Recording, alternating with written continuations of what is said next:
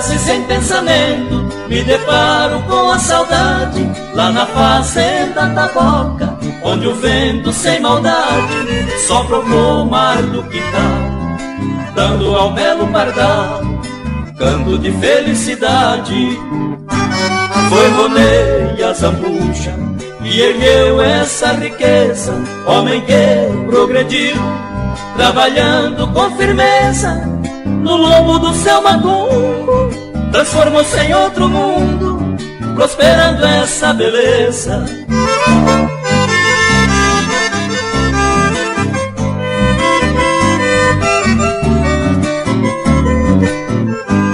Rony hoje é conhecido por ser grande laçador, em Mato Grosso do Sul tornou-se conquistador de vários troféus e taças, com laço de 12 braças sempre saiu vencedor.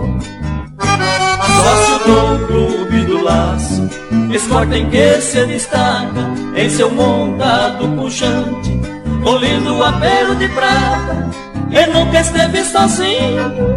Tem seu filho Ronezinho, o orgulho da barraca. Lá vem vindo o cavaleiro Ronezinho, segura Ronezinho.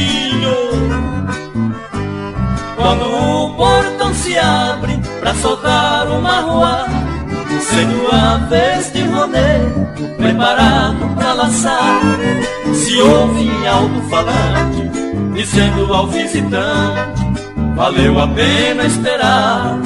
Ao Roné e sua esposa, prima Vânia Maria, ao Rodrigo e Ronezinho, espero rever um dia.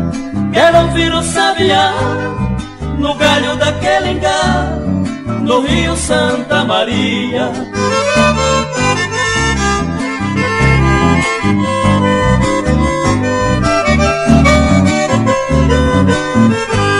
Assim como o sabiá, cantor por Deus abençoado, segue o laço do Roné com seus tentos oitavados, nos pianou de verdade, unindo a nossa amizade pra um futuro consagrado.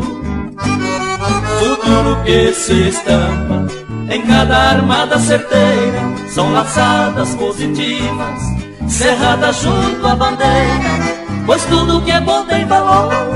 Roné no laço é doutor, esperança da fronteira.